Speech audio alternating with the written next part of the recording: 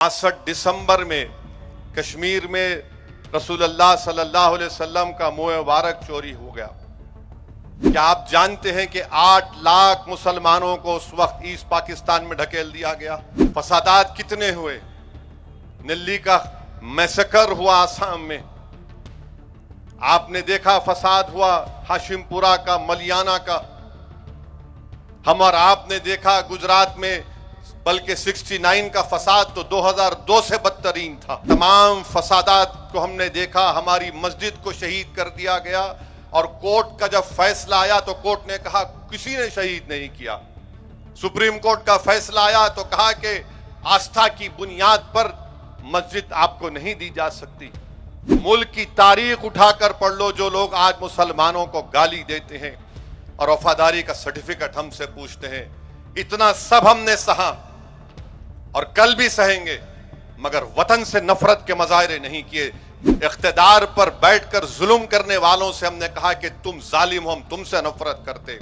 तुम मुसलमानों को अगर तुम दबा रहे हो तो तुम भारत को कमजोर कर रहे हो।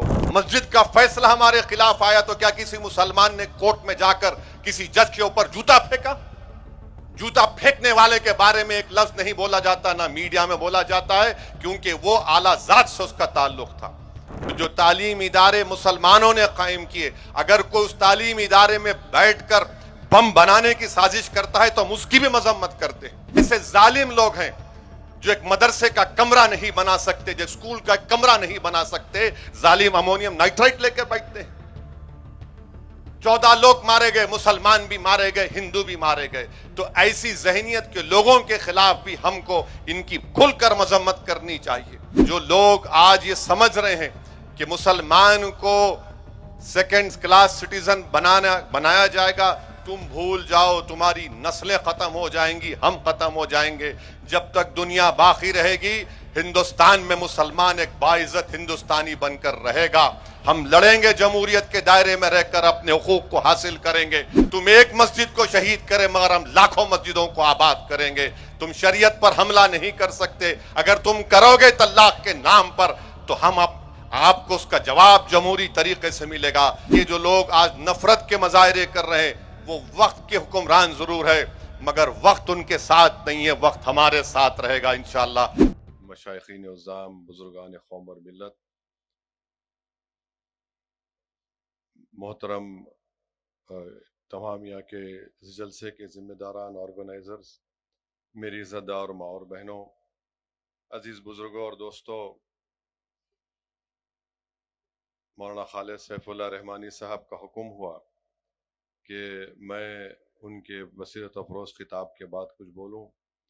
मैंने हज़रत से एहतरामन अर्ज़ किया कि बेहतर ये होगा कि मैं आपसे पहले बोल लूँ, वरना फिर मेरे चाहने वाले ये कहेंगे कि फिर बी टीम और सी टीम का किस्सा इसमें भी निकाल लेंगे। मेरे अजीज़ दोस्तों और बुजुर्गों, इस्लाम एक दीन फितरत है और इंसान की फितरत में कुछ चीज़ें अल्लाह सुब्हानहू व तआला ने खुद रखी हैं, जैसा कि वतन से मोहब्बत। और जिस जगह पर, जिस ज़मीन पर एक इंसान पैदा होता है, जहाँ पर उसका बचपना गुजरता है, जहाँ पर उसके बुजुर्गों की खबरें होती हैं, जहाँ पर उसके बचपने की गलियाँ होती हैं, वो चीज़ उसके दिल में एक मोहब्बत का मुकाम बन जाती है। और इस्लाम इस फितरत की कदर करता है। रसूलुल्लाह सल्लल्लाहु अलैहि वसल्लम की पूरी ज़िंदगी हमें इस बात का पैगाम देती है कि वतन की मोहब्बत ईमान के खिलाफ नहीं है, बल्कि इंसान की शरीफ फितरत की अलामत है। नबी करीम सल्लल्लाहु अलैहि वसल्लम मक्का छोड़ रहे हैं, 53 साला जिंदगी वहां पर गुजारे। जिस सरजमीन पर आप पैदा हुए, जिस सरजमीन में आपके बचपने की गलियां गुजरी, उस मक्के को छोड़ते वक्त अल्लाह के रसूल सल्लल्लाहु अलैहि वसल्लम ने दर्द भरी आवाज में ये कहा कि मक्का, मुझे तेरी जमीन बड़ी पसंद है। और दर्द भरी आवाज में कहा कि तू अल्लाह की जमीन में सबसे ज्यादा महबूब जगह है। अगर तेरी कौम मुझे यहाँ से नहीं निकालती तो मैं यहाँ से नहीं जाता। और जब रसूल अल्लाह सल्लल्लाहु अलैहि वसल्लम मदीने शरीफ को पहुंचे تو اللہ کے رسول صلی اللہ علیہ وسلم نے دعا فرمائی کہ یا اللہ مدینے سے ہماری محبت میں اضافہ کر دے، بلکہ مکے سے جو محبت تھی اس سے زیادہ اضافہ کر دے۔ تو میرے عزیز دوستو اور بزرگوں، اللہ کے رسول صلی اللہ علیہ وسلم نے مدینہ شریف کے لیے دعا فرمائی، اپنے وطن کے لیے دعا فرمائی، اور مدینہ اہل ایمان کی ایک محبوب جگہ بن گیا۔ اور رسول اللہ صلی اللہ علیہ وسلم کی حدیث شریف ہے کہ لوگوں میں بہترین وہ ہے جو لوگوں کے لیے سب سے زیادہ فائدہ مند ہو۔ اور علماء کرام کی زبانوں سے میں نے سنا ہے کہ یہ اصل وطن سے محبت ہے۔ اگر ہم بھارت سے محبت کرتے ہیں جو ہم کرتے ہیں تو ہم یہاں پر فساد کو، جھوٹ کو، ظلم کو روکیں۔ اگر ہم بھارت سے محبت کرتے ہیں اور یقیناً کرتے ہیں تو اس کو امن کا گہوارہ بنائیں۔ ہم اس وطن سے محبت کرتے ہیں تو وطن سے محبت کا تقاضا یہ ہے کہ ہم اپنے ایمان پر کوئی کمپرومائز نہ کریں۔ ہم وطن سے محبت کرتے ہیں تو اس وطن کا آئین ہم کو اس بات کی اجازت دیتا ہے کہ ہم اپنی شریعت پر چلیں۔ میرے عزیز دوستوں اور بزرگوں، یہاں پر بڑے بڑے علماء کرام نے اپنے بصیرت اور روز کتابات کے ذریعے بتایا کہ اس وطن میں مسلمانوں کا کیا رول رہا۔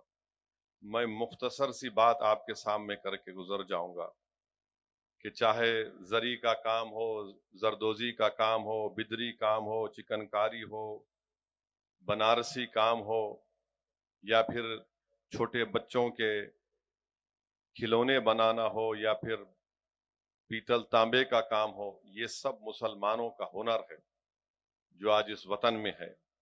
وہیں پر اگر ہم دیکھیں گے تو صوفیوں نے ایک فارسی آبپاشی کا پہیہ ایجاد کیا، جس کو لکھنے والوں نے کہا کہ جلا ینترا یا ارا گٹھا کہتے ہیں، جس سے بنگال کی سرزمین کو بڑا فائدہ ہوا۔ عبد القادر نادا کاٹین پدم شری ایوارڈ ملا، جنہوں نے ایک پانی کا الارم ایجاد کیا جس سے کسانوں کی فصل میں 25% اضافہ ہوا۔ حاجی محمد شفیع شیخ صاحب نے پیرس کا ایک باغ بنایا جس سے وہاں کے گاؤں والوں کو نوکری ملی، اس سے بڑا فائدہ ہوا۔ میرے عزیز دوستوں اور بزرگوں، حوالدار عبدالحمید کی قربانی کو ہم بھول نہیں سکتے۔ پرم ویر چکر ان کو ملا 65 کی جنگ میں۔ بریگیڈیئر محمد عثمان جو پاکستانیوں کے خلاف، فوج کے خلاف لڑتے ہوئے جموں کشمیر میں شہید ہوئے، ہم ان کی شہادت کو نہیں بھول سکتے۔ اب کوئی یہاں پر یہ کہے گا کہ اویسی فوج کی بات کر رہا ہے۔ میں فوج کی بات اس لیے کر رہا ہوں تاکہ ان لوگوں کو پیغام دیا جا سکے جو بار بار سوال کرتے ہیں مسلمانوں سے کہ وطن کے لیے آپ نے کیا کیا۔ وہیں پر ہم دیکھتے ہیں کہ سائنس کے میدان میں ہم خالی APJ ابوالکلام کا ذکر کرتے ہیں، مگر سچائی یہ ہے کہ محمد اسلام خان ہیں، انڈین گلائکو بایولوجسٹ ہیں، نیشنل کیمیکل لیبارٹری میں مشہور دنیا کا سائنٹسٹ ہے۔ ڈاکٹر سلیم علی ہیں، اورنتھولوجسٹ ہیں۔ سید ظہور قاسم ہیں جو انٹارکٹیکا میں جو بھارت پہلی مرتبہ گیا تھا 1980 میں، محمد سید ظہور قاسم صاحب ساتھ تھے، اور 8 مرتبہ جو ہم انٹارکٹیکا گئے وہ انہی کی بڑی کوششوں کا نتیجہ تھا۔ ابراہیم علی ابوبکر صدیق ہے، ایگریکلچر سائنٹسٹ ہیں، اور انہوں نے اپنے ایجاد میں جینیٹکس اور پلانٹ بریڈنگ کے بارے میں جو کام کیا اس کی وجہ سے چھوٹا باسمتی بڑا مشہور ہوا۔ ان کو 2011 میں پدم شری کا ایوارڈ دیا گیا۔ یہ ہمارے چوہا نما کون قانون، جس میں وکیل حسن، منا قریشی، محمد رشید، فیروز قریشی، محمد ارشاد، نصر الدین نسیم، جس کو انگریزی میں ریٹ مائنرز بولتے، جنہوں نے 40 ورکروں کی جان بچائی جو اتراکھنڈ میں کسی ایک ٹنل میں پھنس گئے تھے، اور دلی سرکار نے ماشاءاللہ اس میں ایک بچہ وکیل تھا، اس کو انعام کے طور پر بلڈوزر سے اس کا گھر بھی توڑ دیا۔ سمیع سعود، یہ کون آدمی ہے جس نے ایک پورٹیبل ECG ڈیوائس کو ایجاد کیا جو ڈیٹا کو وائرلیس کلاؤڈ سے انالیسس کر کے بھیجاتا ہے، جس سے کئی لوگوں کی جان بچتی ہے، اور یہ 99% صحیح پریڈکٹ کرتا ہے ہارٹ اٹیک کو۔ समी सऊद उस शख्स का नाम है। Syed Ehtesham Hasnain molecular epidemiology drug resistant tuberculosis के बारे में उन्होंने जो अपना पेपर पेश किया, इससे कई मरीजों के पैसे बच रहे हैं और उनकी सेहत अच्छी हो रही है। वहीं पर हम देखते हैं कि उबैद सिद्दीकी E.A. सिद्दीकी ये मॉलिक्यूलर बायोलॉजी में और एग्रीकल्चर जेनेटिक्स में उन्होंने काम किया। अजीम प्रेम जी ने विप्रो को सारी दुनिया में मशहूर कर दिया। हाबिल कोकरीवाला वो खाट के मालिक, और फिर यूसुफ अली जो लुलू के मालिक हैं, उन्होंने कई लोगों को नौकरी दी, रिटेल में का बादशाह जिसको माना जाता है। वहीं पर मौलाना अबुल कलाम आज़ाद रहमतुल्लाह अलैह की कुर्बानियाँ हम भूल नहीं सकते। फिर तालीम के मैदान में आप जानते हैं फातिमा शेख कौन थी, जो सावित्री बाई फुले के साथ मिलकर बच्चों को तालीम का इंतज़ाम किया। फिर वहीं पर राबिया जो मल्लापुरम की एक अपाहिज लड़की थी, जिसने खवानगी को आम करने के लिए बड़े मेहनत की, तो वहाँ पर मरकज़ी हुकूमत ने उनको अवार्ड दिया। शाहनवाज शेख जिसको ऑक्सीजन मैन कहते हैं मुंबई का, इसने 8,000 लोगों की जान बचाई। इसने जब देखा कि अपनी दोस्त की बीवी जो हामिला थी कोविड में मर गई, तो इसने अपनी सिविल कॉन्ट्रैक्टर को छोड़ दिया, अपनी गाड़ी बेची और अपनी दुकान में उसने फ्री ऑक्सीजन का सेंटर बनाया। दो भाई हैं तजम्मुल मुजम्मिल पाशा, जिन्होंने अपनी ज़मीन को बेचकर जो गरीब लोग कोलार के डिस्ट्रिक्ट में हैं उनके खाने का इंतज़ाम करते हैं। तौफीक और हुसैन पठान ये दो लोग हैं। जब गुजरात में मोरबी का ब्रिज गिरा तो तौफीक ने 35 लोगों को अस्पताल लेकर गए, और ये तैराक था हुसैन पठान, तीर कर 50 लोगों की जान बचाई उस नदी में कूद कर। आज मेरे अजीज दोस्तों और बुजुर्गों, हकीकत ये है कि अगर हम जिस सरजमीन हैदराबाद में हम रहते हैं, यहाँ पर सबसे पहला शख्स अगर कोई काला पानी को गया तो उस शख्स का नाम मौलवी अलाउद्दीन था, जो तारीखी मक्का मस्जिद के इमाम थे। 17 जुलाई सन 57 को उन्होंने जुम्मे का खुतबा दिया, सुल्तान बाजार की रेजिडेंसी में जाकर एहतजाज किया, और फिर एक लंबा किस्सा है। बहरहाल उनको उठाकर उनकी जिंदगी खत्म होने तक काला पानी में उनको रखा गया। अंग्रेज लिख रहे थे कि शख्स मर जाएगा, मगर यहाँ की जो हुकूमत थी निज़ाम की सालार जंग, वो बोलते थे कि मौलवी अलाउद्दीन खतरनाक है, हम नहीं ला सकते। हमारे मुल्क का तिरंगा किसने, उसको बनाने का एक बहुत बड़ा रोल अगर किसका है तो हैदराबाद की सुरैया तैयब जी का है। और फिर आप जानते हैं कि आबिद हसन सफरानी कौन थे। ये वो शख्स था जो नेताजी सुभाष चंद्र बोस के साथ था। हैदराबाद से उनका ताल्लुक। 2 साल वर्ल्ड जंग अजीम, दूसरी जंग अजीम में गिरफ्तार कर लिया गया। मगर हम ये भी देखते हैं कि आज हमसे पूछा जाता है, ये गवर्नमेंट ऑफ इंडिया का रिकॉर्ड है, फॉरेन एक्सचेंज 38% गल्फ कोऑपरेशन ममालिक से आता है, और जीसीसी में सबसे ज्यादा काम करने वाले मुसलमान हैं। 38% भारत को फॉरेन एक्सचेंज रेमिटेंस जिसको बोलते हैं आता है। हाँ, ये बात सच है कि एडवांस इकोनॉमीज जो America, United kingdom, Australia, Singapore है, उनसे ज्यादा आ रहा है, मगर वहां पर भी मुसलमान बच्चे हैं। इन तमाम के बाद भी हम पे इल्जाम लगाते हैं। अब मैं आपको ये बोलकर अपनी बात को खत्म कर दूंगा कि इस 75 साल के सफर में, इस मुल्क की आजादी के बाद से पहली नाइंसाफी कहां पे हुई? आइन बन रहा है। क्या यह बात सच नहीं है कि मौलाना अबुल कलाम आजाद रहमतुल्लाह अलैह ने कहा कि ये कॉन्स्टिट्यूएंट असेंबली मेरे लिए कैद खाना बन चुकी है? जब कभी मौलाना आजाद हिफ्जुर रहमान रहमतुल्लाह अलैह के साथ उठते और कहते कि जो रिजर्वेशन दिया गया उसको दो, तो क्या यह बात सच नहीं है कि सरदार पटेल मुस्लिम लीग से वाबस्ता उन लोगों को खड़ा करके बोलते कि मेन स्ट्रीम में आओ? फिर उसके बाद आप देखेंगे कि संविधान का माइनॉरिटी राइट्स की जो कमेटी बनाई गई, सरदार पटेल को जिम्मेदारी दी गई।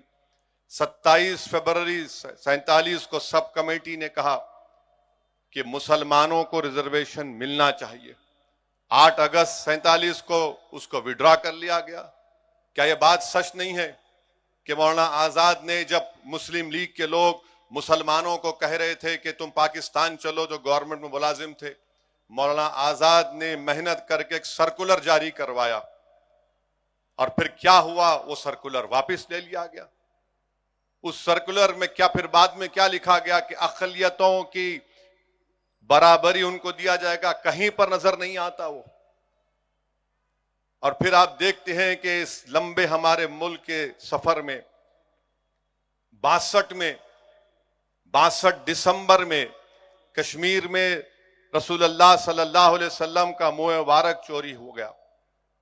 کیا آپ جانتے ہیں کہ 8 لاکھ مسلمانوں کو اس وقت ایسٹ پاکستان میں ڈھکیل دیا گیا؟ 8 لاکھ, یہ ڈیٹا ہے اس کا.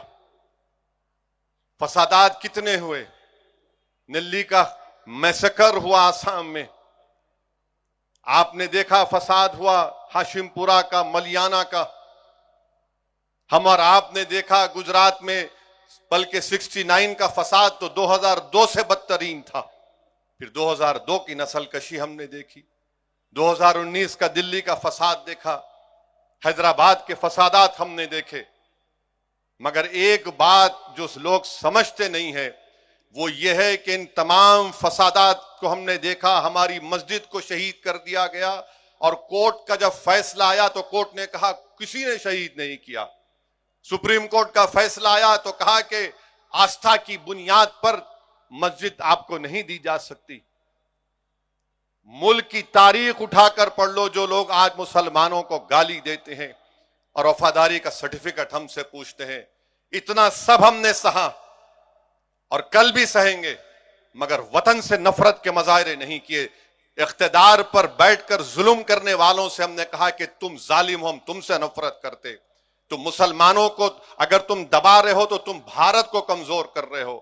اگر بھارت ایک دنیا کا امن گاہ بننا چاہتا ہے, ایک ڈیولپ کنٹری بننا چاہتا ہے, کیسے بنے گا جب آپ 19 کروڑ مسلمانوں کو اس طرح حقارت کی نظر سے دیکھیں گے, ان سے ناانصافی کریں گے. اور سمویدھان میں رائٹ ٹو ایکوالٹی جو ہے وہ سبسٹینٹیو ایکوالٹی ہے, آپ اس کو بھول جاتے ہیں. مسجد کا فیصلہ ہمارے خلاف آیا تو کیا کسی مسلمان نے کورٹ میں جا کر کسی جج کے اوپر جوتا پھینکا؟ جوتا پھینکنے والے کے بارے میں ایک لفظ نہیں بولا جاتا, نہ میڈیا میں بولا جاتا ہے, کیونکہ وہ اعلیٰ ذات سے اس کا تعلق تھا. ہماری وطن سے محبت ہے اور رہے گی. تم حکمران ہو تو تمہاری وجہ سے ڈر کر نہیں, بلکہ وطن کی محبت ہماری ہے اور رہے گی انشاءاللہ تعالی. میرے عزیز دوستو اور بزرگوں, یہاں پر یہ بھی کہنا ضروری ہے کہ جب وطن کی محبت کی بات ہم کرتے ہیں تو جو تعلیم ادارے مسلمانوں نے قائم کیے, اگر کوئی اس تعلیم ادارے میں بیٹھ کر بم بنانے کی سازش کرتا ہے تو ہم اس کی بھی مذمت کرتے ہیں. ایک ادارہ بنانا کتنا مشکل کام ہوتا ہے, اور ایسے ظالم لوگ ہیں جو ایک مدرسے کا کمرہ نہیں بنا سکتے, جو اسکول کا کمرہ نہیں بنا سکتے, ظالم امونیم نائٹرائٹ لے کر بیٹھتے ہیں. 14 لوگ مارے گئے, مسلمان بھی مارے گئے, ہندو بھی مارے گئے. تو ایسی ذہنیت کے لوگوں کے خلاف بھی ہم کو ان کی کھل کر مذمت کرنی چاہیے. یہ جو ملک کا دشمن ہے وہ ہمارا دشمن ہے. اگر اس طرح کی حرکتیں ہوں گی تو پھر ہم تو کھلی چھوٹ دے رہے ہیں ان ظالموں کو کہ جو چاہے کرنا ہے کر لو. مگر جو لوگ آج یہ سمجھ رہے ہیں کہ مسلمان کو سیکنڈ کلاس سٹیزن بنایا جائے گا, تم بھول جاؤ, تمہاری نسلیں ختم ہو جائیں گی, ہم ختم ہو جائیں گے. جب تک دنیا باقی رہے گی ہندوستان میں مسلمان ایک باعزت ہندوستانی بن کر رہے گا. ہم لڑیں گے, جمہوریت کے دائرے میں رہ کر اپنے حقوق کو حاصل کریں گے, ہم اپنی مسجدوں کو بچائیں گے. تم ایک مسجد کو شہید کرے مگر ہم لاکھوں مسجدوں کو آباد کریں گے. تم شریعت پر حملہ نہیں کر سکتے, اگر تم کرو گے طلاق کے نام پر تو ہم آپ کو اس کا جواب جمہوری طریقے سے ملے گا. بہرحال میرے عزیز دوستوں اور بزرگوں, یہ وقت اتحاد کا ہے, اور ہم کو اور آپ کو اس وطن کو بچانے کے لیے جس طرح ہمارے بزرگوں نے عظیم قربانی دی, ان کی قربانیوں کو یاد کرتے ہوئے ہم کو اس وطن کو اور مضبوط بنانا ہے. یاد رکھیے, جو لوگ آج نفرت کے مظاہرے کر رہے ہیں وہ وقت کے حکمران ضرور ہے, مگر وقت ان کے ساتھ نہیں ہے, وقت ہمارے ساتھ رہے گا انشاءاللہ. وآخر الدعوان الحمدللہ رب العالمین. محترم حضرات 2 منٹ بیٹھ جائیں. حیدرآباد سراپا سوگوار ہے. آپ جانتے ہیں کہ مدینہ منورہ میں ایک بس کا حادثہ پیش آیا اور بہت قیمتی جانیں ہم نے کھوئی ہیں. میں صدر محترم حضرت مولانا خالد سیف اللہ رحمانی صاحب سے گزارش کروں گا کہ دعا کرا دیں.